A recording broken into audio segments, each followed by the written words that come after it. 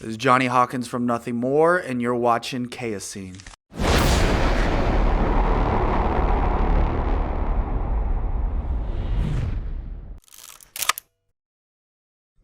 Hi there, you're watching Chaoszine and we are in Tuska Festival, Finland. This is Meet the Artist series. We are back with Jonny Hawkins from Nothing More.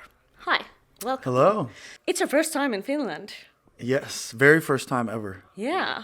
Have you had any first impressions already? Well, a little bit. I guess the weather was nice and cool at night when we got here, which was nice. It felt like a Texas winter in summer. So the idea is to talk about you and being an artist and your life and career.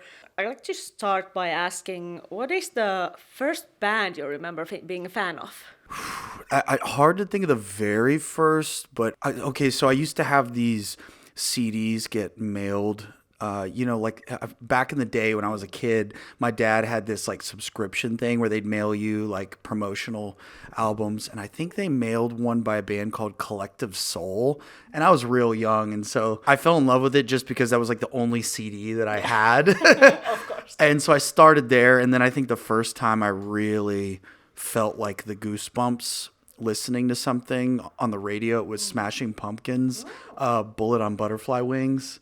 That blew my mind as a kid. How about now? What are the bands are you being a fan of any bands these days? Oh, yeah. I listen to a lot of stuff. Lately, I've been listening to a lot of North Lane. I actually ran into their singer the other night at Jera on Air. I don't know if I'm saying that right. Yeah, so North Lane, I've been listening to this band called Vower, which was like, I'm trying to think, it's a combination of two other bands anyway. Yeah, check them out, North Lane and Vower. That's who I've been listening to lately. Will do, and you should too. Oh, one more. Muse, who's a band I listened to for a very long time. They just came out with a new song called Unraveling, and a guy that I worked with is now like their keyboard player and stuff, and they went heavier this time. Yeah, they were in Finland a few weeks ago. Oh, really? I saw them. Nice. They had a nice show. What was it in heavier music that got you into the music business and being an artist? Oh, into like actually doing it professionally? Yeah. So I feel like I kind of knew at a pretty young age. When I was 7 years old, I went to a rock show with my dad, and I just remember getting like the feeling of like goosebumps all over my body and this like electric feeling watching the band play. And I'll never forget, I remember looking at my dad, and then I looked at the drummer actually, and I pointed and I go, I want to do that. And so I got a drum set, I think a year later, because I just kept breaking all the pots and pans in our kitchen trying to play drums.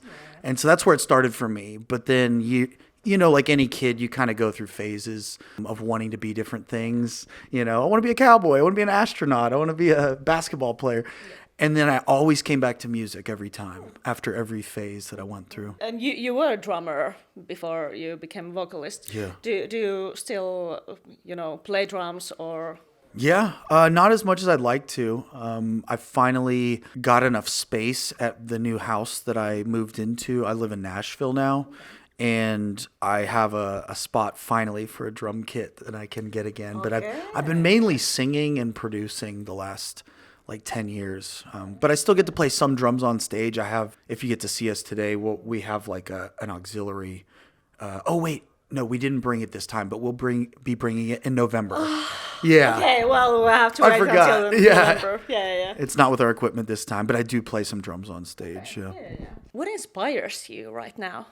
I've been I go down a lot of rabbit holes, like on YouTube. That's kind of my thing.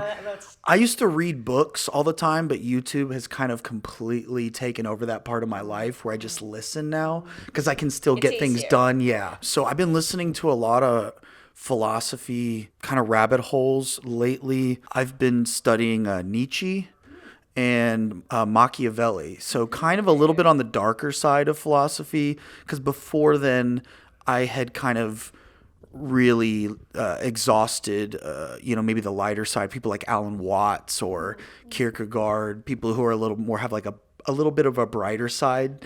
These are a little darker, Machiavelli and Nietzsche, but I find it really interesting because it kind of rounds out, I think, my view of the world. Yeah. And it's been interesting. It's been influencing my lyrical writing and kind of just how I exist in the world as well. Yeah, and I guess that's quite a big field to get an inspiration. So there's a lot, Lot to chew on. Taking so much in.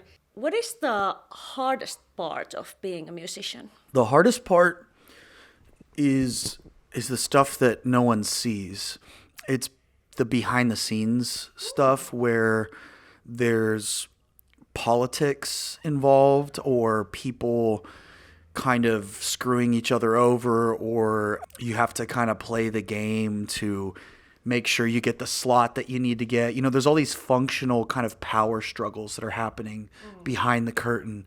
And that's can be the most frustrating side because it's just has nothing to do with the music, but it affects how many people end up hearing the music. I'll give you an example. We were on a tour with Disturbed. Great band, love those dudes. But there was some kind of a logistical issue, and it wasn't the band, but it was someone who had to do with production and our production people, and they were butting heads, and then, we got into a whole fight about it, and then it was going to affect our time slot. Long story short, without getting into complexity of it, basically, it's all this stuff behind the scenes that will kind of can drain your energy or become like really frustrating when you put all your heart and your soul and your blood, sweat, and your tears into this, and all the travel that you put in to have things get moved around on you with time slots and promises that were made that aren't fulfilled. Anyway, stuff like that, I would say, is the most frustrating. That's amazing answer. No one's ever said that, but that I totally believe. Yeah. That is. But what is the best thing? I guess The there's best a thing? lot of best Oh, things. the best but- thing. Yeah. I would say the best thing for me is that the feeling you get on stage when you have a good show is probably the best feeling in the world. When I have a bad show, on the flip side, it's probably the worst feeling in the world. So it can go either way, but when we've done it as long as we have, I have more good shows than I do bad. So it's an amazing feeling though. Yeah, I was about to ask, like, do you have bad shows? What has to happen Oh, yeah. that you Oh, feel yeah. like it's a bad show? It's mainly if like my voice is on the rocks, like I'm just struggling to sing. That's like the worst feeling in the world because you're standing in front of thousands of people that are just staring at you and you feel like you can't do what you're supposed to do. And it's just kind of squeaking out. You're barely getting the words or the notes out. That's a very vulnerable, horrible feeling. So I hate that. And I'm just very much I take pride in what I do and I'm a perfectionist. So when I don't feel like I sound good, it really like wrecks me for like a day. But on the flip side of it, that is what I think motivates me so strongly. Like I was watching this Michael Jordan documentary. Yeah. You familiar with Michael Jordan from the Bulls? Okay. Yeah, I mean, yeah, huge, probably the greatest of all time in basketball. But he explained how much he hated losing. Like it hurt him to lose, like in his soul. He hated it. But that's what drove him to be so good. So I've started looking at it differently after I watched that documentary. I was like, this horrible feeling that I feel, like it's a gift. Because if I didn't feel this bad, it means I didn't care that much. Yeah, you wouldn't, put all the effort. Yeah, I wouldn't fight so hard to get better, How hard it is to cancel a show if you have problem with your voice or you're a bit sick or something. Oh, like how much would it take to cancel? Because there is like, do I do the show because people are expecting it? Right. But if I have some problems and then it might turn out to be a bad show. I take pride in having performed through a lot of things. I've performed with a dislocated rib where I had to sit down the whole show. Oh, shit. And I had just a bottle of whiskey and painkillers next to me just to get through. Oh my God. I've performed when I was vomiting all day. It was both ends. I was just very, very sick. Yeah. And I still got through the show, but I had to sit down the whole time.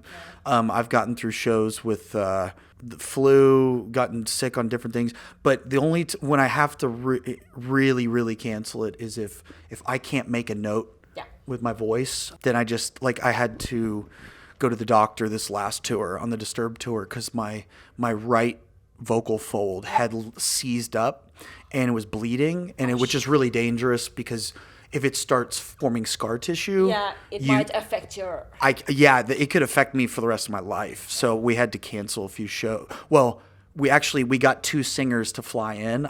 We called up a bunch of people and they filled in for me. Yeah. So people still got a show, which was awesome. But okay.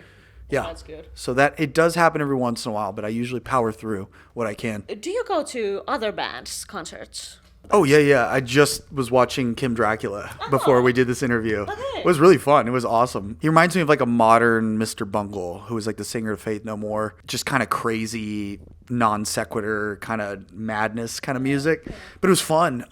But yeah, I like to go catch bands I'm excited about. I mean, I saw North Lane when we played with them in Germany. That was awesome. I got to see, I can't remember. It's all a blur, but yeah, I like to go watch other bands. Yeah. Do you get gifts from fans?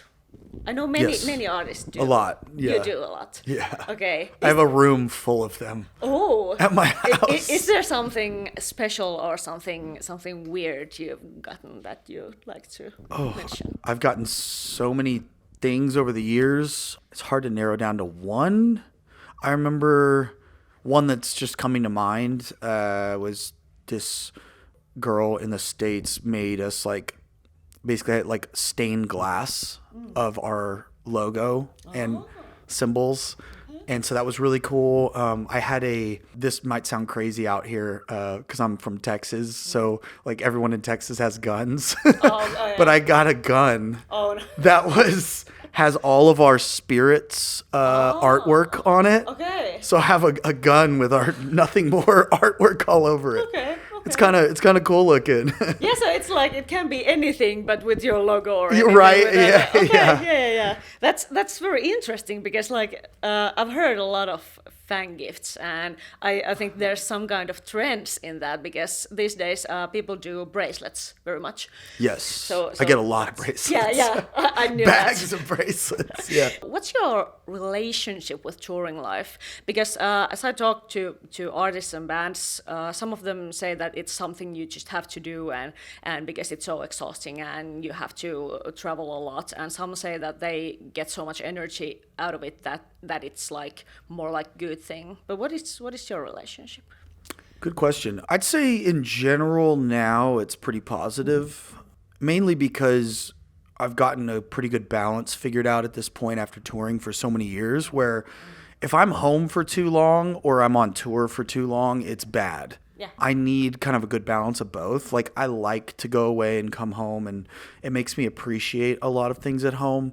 But at the same time, when I'm home, it makes me appreciate a lot of things on the road. The main thing is just not burning out. That's like what we have to like really manage it with our schedule. We have to go, because what's tempting when you're a younger band is to say yes to everything because you've worked so hard to get the offers. And once you start getting them, what's tough is to say no to certain things because you're like, I'm a human being. I can only push this hard without going crazy. And because you don't sleep very well on the road, your joints, everything just kind of gets messed up, and it's just not the most comfortable. So this is our last show of this tour. Yeah. So I'm kind of at the end of my mental rope. I'm holding a smile, but I'm very tired. But it's I'd say positive now. Very positive. Yeah. If you could do a collaboration with any band or artist in the world, is there some that you would like to do? I'm trying to think which one would come to mind. There's a lot of people I'd love to work with. I mean, it'd be pretty amazing to do like a vocal collab with Maynard James Keenan from Tool. I think that would be pretty interesting. He was a big influence of mine. There's also this it's a new band in the sense that they have a new name, but they were the drummer and the guitar player from The Fever started a band called House of Protection. Really hype, really amazing musicians. I think it'd be cool to sing something on their music. We'll see. I'm starting to do collabs like outside of Nothing More. Oh. I just did one recently with this up and coming artist called Doobie. Okay. You should check it out. It's called Stone Cold, and the artist called Doobie. And I'm really happy with how it turned out. It's real genre bending. Oh. and kind of fresh. So I've been enjoying that. So I'm going to start doing more of those outside of Nothing More. Yeah. What is there still to achieve for you? What are the next things you hope to, achieve? Like professionally or personally, or Yeah. what are your dreams and hopes? I would like to, I think, mainly just be in a position where we're calling the shots on our tour and really having a certain level of production, where we're selling 15,000 tickets on our own. I think that would be my next goal, something like that. And we get to really get creative with the production, because, the more tickets you sell, the more you can do wild ideas and afford it and stuff. So I think that would be maybe the next thing. But also outside of that, I think I'd like to, I don't know, just collab with bigger artists and just have just an exciting vocal career, like in general, just performing with other people. I find that very fun. Yeah. Do you think you're going that way, that you're growing? Yes. Yeah, I think so, yeah. Yeah, well, you have a headline in Finland in this autumn. And yes, yeah, we'll be back in November. yeah. Can't wait. Yeah, if you sing this and you're in Finland, you have your chance. If you didn't have this time. Thank you so much for coming. Yeah. Chatting with us. And Thanks for having us. I wish you have a great gig here. Yeah. Looking forward to it. Thank you. Thank you.